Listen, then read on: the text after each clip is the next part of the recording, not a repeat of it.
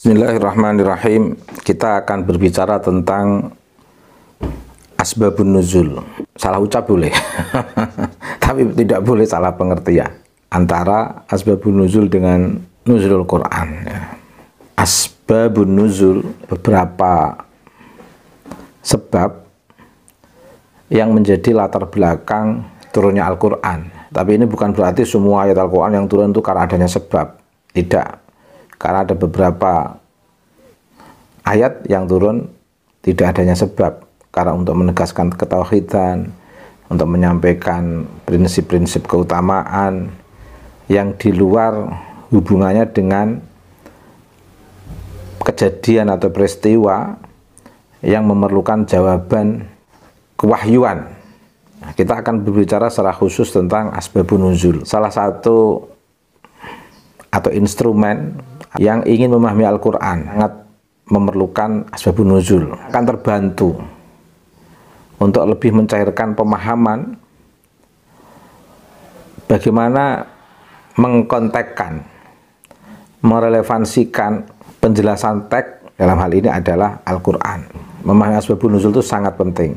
Al-Quran memang diantaranya diturunkan karena adanya sebab, meski dalam konteks lain tidak selalu ada sebab. Itu tetap saja Al-Quran bisa digunakan untuk hujjah min ummati Nabi Mustafa Muhammad sallallahu alaihi wasallam, berfungsi untuk secara umum bisa digunakan oleh seluruh umat manusia sepanjang sejarah setelah wafatnya Nabi Mustafa Muhammad sallallahu alaihi wasallam. Setelah kita kemarin berbicara tentang Al-Quran, pengertian Al-Quran, bisa dipahami bahwa Al-Quran merupakan wahyu Allah yang memiliki sekumpulan tanda-tanda yang berisi pesan-pesan Allah Subhanahu wa Ta'ala yang disampaikan kepada umat manusia.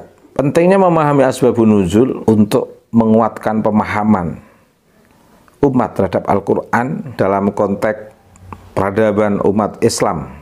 Karenanya tidak berlebihan jika perkembangan umat Islam hingga sekarang ini itu sangat dipengaruhi oleh peradaban teks. Oleh peradaban teks, Hadratun Nas diambil dari teks suci Al-Quran dan teks kenabian serta teks yang menghimpun pemahaman para ulama min warasatil anbiya yang mereka sampaikan dalam upaya untuk mengkontekstualisasikan wahyu Al-Quran dan hadis min Nabi Mustafa Muhammad sallallahu alaihi wasallam. Hampir semua sudah memahami bahwa Al-Quran adalah petunjuk bagi manusia. Dan ini bisa dibaca di surat Al-Baqarah ayat 2. Mengapa salah satu sebab Al-Quran harus ditafsirkan, dan di dalam menafsirkan Al-Quran itu perlu pengetahuan tentang asbabun nuzul? Karena memang Al-Quran itu diturunkan secara bertahap, tidak sekaligus, dan ini memiliki konsekuensi-konsekuensi yang harus diketahui, konsekuensi-konsekuensi sebab, asbab yang harus diketahui bagi yang ingin mendalami Al-Quran. Karena beberapa ayat itu tidak terlepas dari asbab. Ini juga untuk memastikan kita ketika kita belajar asbabun nuzul, kita betul-betul bisa memahami turunnya ayat atau surat selalu dalam konteks ruang dan waktu yang spesifik yang bisa kita kaji di situ. Nah, dari situ seseorang akan bisa memunculkan pemahaman, asumsi yang harus didudukkan terkait dengan relasi antara keberadaan ayat dengan fakta kesejarahan. Jika Al-Quran dipahami secara tekstual, seseorang akan kesulitan menemukan relevansi dalam situasi kontemporer ini. dengan teks Al-Quran apa adanya tanpa memahami latar belakang asbabun nuzul. Dengan memahami asbabun nuzul itu bisa menjadi atau bahan kias kita memaknai teks Al-Quran dengan konteks saat ini. Al-Quran menunjukkan jawaban-jawaban yang bisa dikontekkan sesuai dengan perkembangan kondisi dan masalah-masalah yang berkembang di kemudian seiring dengan perkembangan zaman. Fungsi asbabun nuzul dapat dipahami yakni untuk menunjang penafsiran suatu ayat Al-Quran dengan mendapatkan horizon atau cakrawala konteks yang mengiringi turunnya ayat tersebut. Karena jika orang tidak mengetahui asbabun nuzul, hanya memahami dari teks apa adanya teks kewahyuan, sama halnya dia telah menempatkan sebuah ayat sebagai abstraksi nilai-nilai yang tidak memiliki peran historis pada zamannya. Makanya memahami ayat Al-Quran jangan hanya memahami dari bentuk bunyi teks, tapi perlu memahami asbabun nuzul. Karena dari situ kita bisa membaca bahwa Al-Quran itu memiliki peran historis pada zaman awal diturunkannya wahyu, yaitu pada masa risalah, berlangsungnya risalah Nabi Mustafa Muhammad SAW yang masih bisa kita rasakan hingga sekarang ini melalui para penerusnya, yaitu para al-ulama sebagai pewaris para nabi. Oleh karena itu, dengan tidak adanya pemahaman seseorang terhadap asbabun nuzul, maka secara otomatis akan kesulitan menemukan relevansi ayat dengan persoalan-persoalan yang dihadapi. Jika dipahami dari segi bahasa, asbab merupakan bentuk plural dari sebab, yang artinya tali. Di lisanul Arab diartikan sebagai saluran, yaitu sesuatu yang menghubungkan satu benda ke benda lainnya.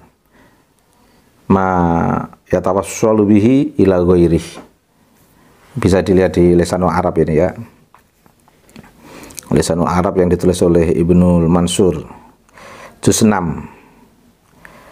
diterbitkan oleh Darut Taufiqiyah Lituras 2009 di Qahirah ya. Secara terminologi, asbabun nuzul dapat diartikan sebagai peristiwa-peristiwa yang terjadi pada masa turunnya ayat, baik sebelum maupun sesudah turunnya. Kandungan ayat tersebut berkaitan dengan peristiwa itu. Pengertian ini bisa dilihat di kaidah tafsir, syarat, ketentuan, atau aturan yang patut Anda ketahui dalam memahami ayat-ayat Al-Quran. Lentera Harti, karya Profesor Muhammad Quraisy Shihab, diterbitkan di Tangerang 2013, cetakan ketiga, halaman 235. Bisa dilihat itu nanti. Sedangkan Jalaluddin As-Suyuti mengemukakan asbabun nuzul adalah sesuatu yang terjadi pada waktu atau masa tertentu dan menjadi penyebab turun satu atau beberapa ayat Al-Quran. Bisa dilihat karya Jalaluddin As-Suyuti di Lubabun Nuqul fi Asbabin Nuzul, diterbitkan oleh Muassasah Al-Kutub As-Saqafiyah ya, Beirut 2002, halaman 8. Asbabun nuzul bisa berupa peristiwa maupun pertanyaan yang terjadi pada waktu atau masa tertentu dan menjadi penyebab turunnya Al-Quran.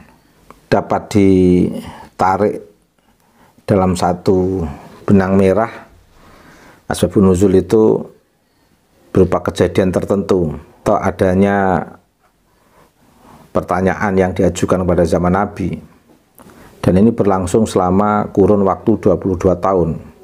Tadi di depan sudah saya singgung ya, asbabun nuzul memiliki cakrawala lebih luas jika dipahami, ya, tidak sekedar sejarah turunnya Al-Quran tentang, yaitu nuzulul Quran. Jadi jangan disamakan, nah, dalam pengertiannya memiliki cakupan yang berbeda, ya, baik berupa riwayat maupun peristiwa-peristiwa yang terjadi pada masa turunnya Al-Quran. Para sarjana ulumul Quran semua telah sepakat untuk mengetahui asbabun nuzul bisa melalui riwayat-riwayat hadis yang berkualitas sahih. Yang perlu diketahui, asbabun nuzul itu tidak diciptakan melalui proses pemikiran. Asbabun nuzul itu sangat terkait dengan peristiwa yang faktual, ya, terjadi dalam kurun waktu dan tempat tertentu. Mengetahui asbabun nuzul harus melalui riwayat-riwayat hadis yang berkualitas sahih yang disampaikan oleh Nabi Muhammad SAW melalui para sahabat. Karena posisi para sahabat dalam periwayatan asbabun nuzul sangat penting.